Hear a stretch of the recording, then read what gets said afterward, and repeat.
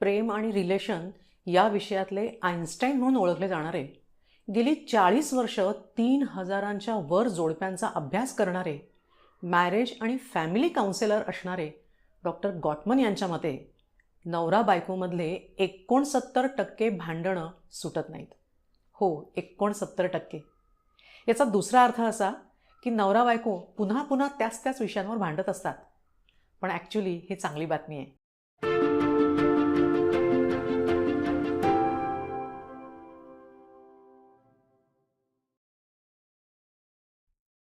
नमस्कार. सायकोलॉजी संडेजमध्ये मी डॉक्टर अनुराधा हरकरे. काही जोडपी सांगतात की आमची सतत भांडणं होतात. वेगळे विषय असतात का असं विचारल्यावर म्हणतात, नाही हो, त्याच त्याच विषयावर भांडतो आम्ही. अशा न सुटणाऱ्या समस्यांना डॉक्टर गॉटमन ग्रिडलॉक म्हणतात. मग यात चांगली बातमी काय? तर त्यांच्या भांडणाचा एक पॅटर्न झाला असतो आणि तो जर लक्षात आला तर भांडणं सुटू शकतात. मग भांडणं सुटत का नाही? कारण प्रत्यक्षात ते कशासाठी भांडतायत याचं कुठलंच कारण नसतं, म्हणून सोडत नाही. आता एक हे उदाहरण बघा. अगं, माझा टॉवेल कुठे आहे? नेहमीप्रमाणे जागेवर नाही आहे. नेहमीप्रमाणे काय रे? आणि मी नाही ठेवला, तिथेच असेल, तर बघ की आजूबाजूला. आजूबाजूला असतं तर विचारलं असतं का? आणि तू नाही ठेवला तर काय चालत गेला? अरे मग शांताबाईने ठेवला असेल. माझ्या वस्तूंना त्यांनी हात लावलेला मला आवडत नाही, तुला माहित नाही का? तुला लक्ष ठेवता येत नाही त्यांच्यावर? मग मीच लक्ष देऊ का सगळीकडे? मी रिकामी आहे दिवसभर? या संवादावरून हे दोघे नेमके कशासाठी भांडतायत असं वाटतं? तसं पाहिलं तर कशासाठीच नाही. कारण या वादामध्ये टॉवेल कसा सापडेल यावर ते बोलतच नाहीये. वादाची सुरुवात कोणत्याही कारणाने झाली तरी प्रतिक्रिया देण्याचा त्यांचा एक पॅटर्न झालाय. त्यामुळे संवादाची गाडी वारंवार भलत्याच ट्रॅकवर जात असते. मग कधी टॉवेल हे निमित्त असतं, तर कधी गाडीच्या किल्ल्या, मुलांना शाळेतून आणणं, त्यांचा अभ्यास घेणं, पालकांची औषधं आणणं, घरकामात मदत करणं, बिलं भरणं, नातेवाईकांकडे जाणं, असं कुठलंही कारण आर्ग्युमेंटचं निमित्त बनत जातं. आणि मग मनातली जुनी खतखत वारंवार बाहेर येते. त्यामुळे न संपणारे वाद आणि मनातली कटुता वाढतच जाते. म्हणजे अगदी आनंदाचा प्रसंग साजरा करण्यासाठी देखील जर ते दोघे डिनर बाहेर प्लॅन करत असतील, तर कोणत्या हॉटेलमध्ये जायचं यावर वाद घालून तो आनंदाचा प्रसंग पाण्यात घालू शकतात. विचारलं की सांगतात, हा आपलाच लावतो, किंवा तिला खूप समजवलं पण काही फरक नाही, आम्ही खूप प्रयत्न करतो पण वाद संपत नाहीत. कसे संपतील?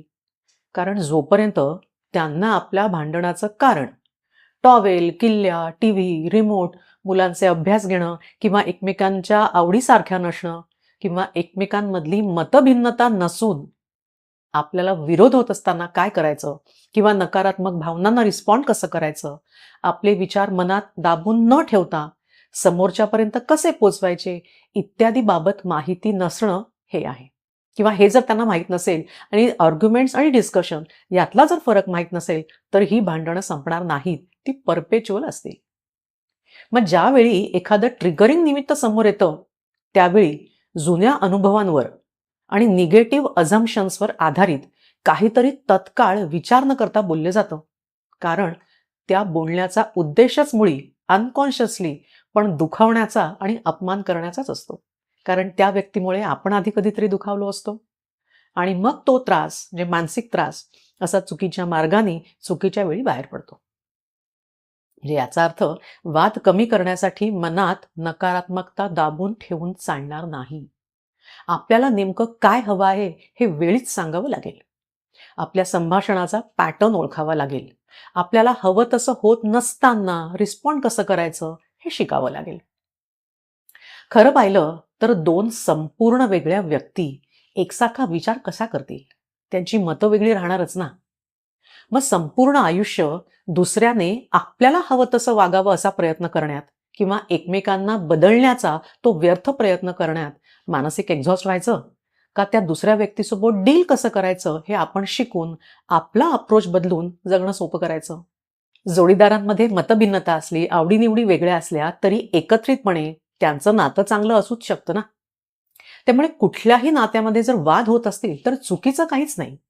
फक्त वाद झाल्यावर त्यातून मार्ग कसा काढता येईल, व्यक्तीऐवजी वर्तन, ब्लेम ऐवजी प्रॉब्लेम यावर फोकस कसा करता येईल, आणि मुख्य म्हणजे जे झालं त्यातून काय शिकता येईल हे महत्वाचं आहे. वाद आणि भांडणं हे कुठल्याही नात्याचं अविभाज्य अंग आहेच. त्यामुळे भांडू नका असं सांगून चालणारच नाही, कारण ते शक्यच नाही. पावलोपावली मतभिन्नता असणारच आहे. पण त्याचं रूपांतर मतभेदात न करता त्यातल्या त्यात स्मार्टली कसं भांडायचं हे पाहावं लागेल. म्हणजे भांडा सौख्य भरे याच्यासाठी काही टिप्स. पहिलं म्हणजे माइंडसेट बदलावा लागेल. मीच बरोबर आहे, समोरचा नाही, तेव्हा त्यानं माझं ऐकलं पाहिजे. हा विचार पहिले बंद करून ठेवावा, कारण असाच विचार समोरचा पण करत असतो. त्यामुळे दोघांचे मतं आणि विचार हे वेगळं आहे असं लक्षात आल्यावर त्या मुद्द्यावर चर्चा करणं, व्यक्तीसोबत वाद घालणं नव्हे, हे सतत स्वतःला सांगावं लागेल. जेव्हा समोरची व्यक्ती काही मत मांडते तेव्हा ते आपल्याला पटत नसेल तरीही मनातल्या मनात आधीच ढाल उगारून सज्ज होण्यापेक्षा शांतपणे ऐकावं लागेल. कारण प्रत्यक्षात ज्यावेळी असा वादाचा मुद्दा येतो तेव्हा ती समोरची व्यक्ती बोलत असताना त्याचं म्हणणं आपण वरकरणी ऐकत असतो, पण पूर्वानुभवामुळे त्याला कसं परतून लावावं हा विचार मनातल्या मनात सुरू होतो आणि मग नुसते स्वर चढत जातात.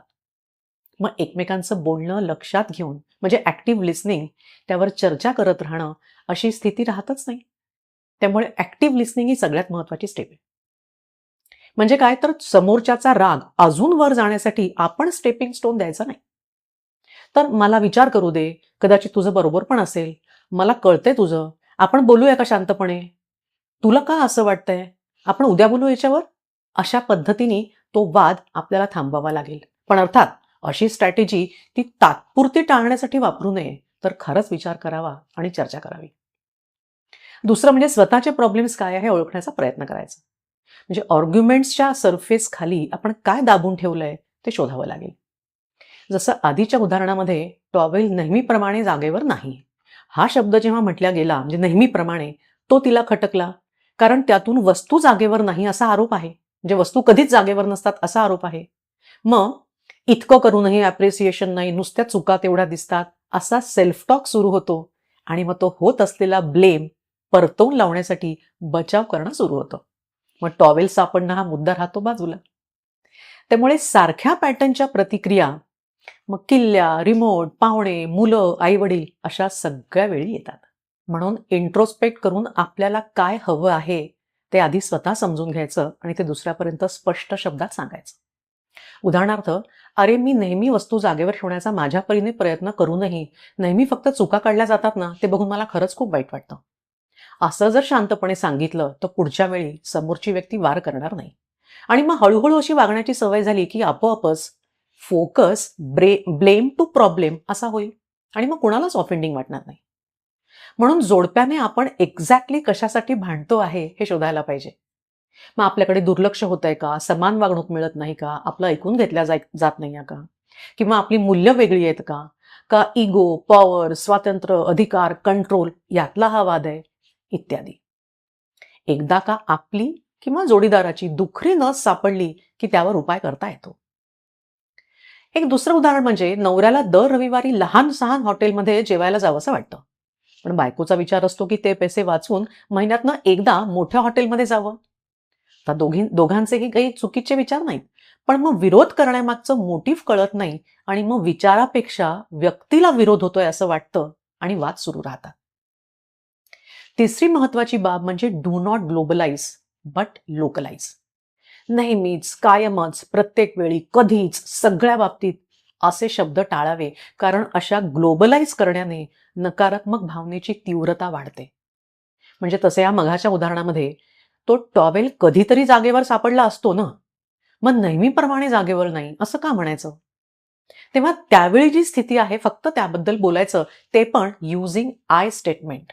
म्हणजे घाईच्या वेळी टॉवेल जागेवर नसला तर माझी धावपळ होते. या सगळ्या टिप्स कधी प्रभावी ठरतील, जेव्हा ऍक्सेप्टन्स असेल, ऍग्री टू डिसॅग्रीचा. ऍक्सेप्टन्स असेल की व्यक्ती आणि नातं हे महत्वाचं आहे. अर्थात वादाचा मूळ मुद्दा काही असला तरी काही मुख्य विषय असे आहेत ज्यावर जोडपी एकमेकांसोबत वाद घालताना दिसतात. ते म्हणजे मोकळा वेळ कसा आणि कुठे घालवायचा, पैसा किती आणि कुठे खर्च करायचा. तिसरा मुद्दा म्हणजे घरात कामं करताना होणारी मदत आणि चौथा खूप मोठा मुद्दा म्हणजे एक्सटेंडेड फॅमिली. आई वडील, सासू सासरे, दीर, नंदा, जावा, भावजया इत्यादी अनेक. वादाचं निमित्त काहीही असो, आपल्या संभाषणाचा पॅटर्न जर लक्षात आला, तर शब्दाने शब्द वाढवत न नेता, वाद न घालता जर चर्चा केली, तर प्रश्न सामोपचाराने सुटेल. फ्रेंड्स, जोडीदारामध्ये खटके उडवणारा, कटुता आणणारा अजून एक अत्यंत नाजूक विषय म्हणजे शारीरिक जवळीक. हा विषय आपण पुढच्या भागात घेणार आहोत, कारण तो खूपच महत्वाचा आहे, कारण त्यावर बोलणं देखील शक्यतो टाळलं जातं. तेव्हा पुढचा भाग पाहायला विसरू नका. पण आजचा भाग कसा वाटला ते कमेंट बॉक्समध्ये लिहा. भेटूया पुढच्या रविवारी सायकोलॉजी संडेजमध्ये. आणि हो, हा व्हिडिओ पूर्ण पाहिल्याबद्दल मनापासून धन्यवाद.